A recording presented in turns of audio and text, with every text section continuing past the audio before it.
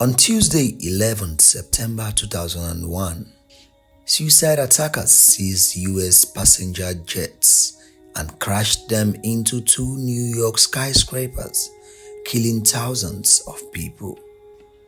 The attack remains one of the most traumatic events of the century, not only for Americans, but also for the world. 4 planes flying over the eastern U.S. were seized simultaneously by a small team of hijackers. They were then used as guided missiles to crash into landmark buildings in New York and Washington. 2 planes struck the Twin Tower of the World Trade Center in New York. The first hit the North Tower at 8:46 Eastern Time. The second crashed into the South Tower at 9:03. The buildings were set on fire, trapping people on the upper floors and wraithing the city in smoke. In less than 2 hours, both 110-story towers collapsed in massive clouds of dust. At 9:37, the third plane destroyed the western face of the Pentagon, the giant headquarters of the U.S. military just outside the nation's capital, Washington, D.C. The fourth plane crashed in a field in Pennsylvania at 10:03 after passengers fought back. It is thought the hijackers had meant to attack the Capitol building in Washington, D.C. Civilians flee as a tower of the World Trade Center collapses September 11, 2001. In all, 2,977 people, not counting the 19 hijackers, lost their lives, most of them in New York. All 246 passengers and crew aboard the 4 planes were killed at the Twin Tower. 2,606 people died, then or later, of injuries at the Pentagon. 125 people were killed. The youngest victim was 2-year-old Kristen Lee Hansen, who died on one of the planes with her parents, Peter and Sue, while the oldest was 82-year-old Robert Norton, who was on another plane with his wife Jacqueline en route to a wedding. When the first plane struck, an estimated 17,400 people were in the tower. Nobody survived above the impact zone in the North Tower, but 18 managed to escape from the floors above the impact zone in the South Tower. Citizens of 77 different countries were among the casualties.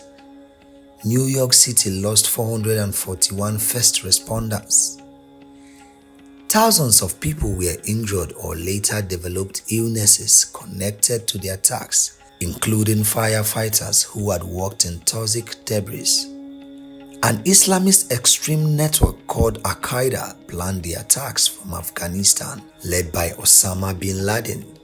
Al-Qaeda blamed the US and its allies for conflicts in the Muslim world. 19 people carried out the hijackings, working in 3 teams of 5 and 1 of 4 on the plane which crashed in Pennsylvania. Each group included someone who has received pilot training. This was carried out at flying schools in the US itself. 15 hijackers were Saudis like bin Laden himself. 2 were from United Arab Emirates, 1 was from Egypt, and 1 was from Lebanon. Less than a month after the attack, President George Bush led an invasion of Afghanistan supported by the international coalition to eradicate al-Qaeda and hunt down bin Laden. However, it was not until 2011 that US troops finally located and killed bin Laden in neighboring Pakistan. The alleged planner of the 9/11 attacks, Khalid Sheikh Mohammed, was arrested in Pakistan in 2003. He has been held in US custody at Guantanamo Bay since then and is still waiting trial. Unfortunately, al-Qaeda still exists. It is said to be the strongest in sub-Saharan Africa, but even now has members inside Afghanistan. The legacy of the 9/11 were that flight safety was tightened around the world in the years following 9/11. In the US, the Transportation Security Administration was created to beef up security at airports and on airplanes. It took more than 8 months to clean up Ground Zero, the site of the fallen Twin Tower.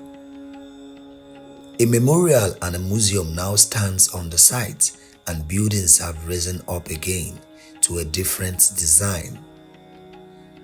The completed centerpiece, One World Trade Center, also known as the Freedom Tower, stands even higher than the original North Tower, which was 1,368 feet tall. Reconstruction at the Pentagon took just under a year, with staff back in their offices by August 2002.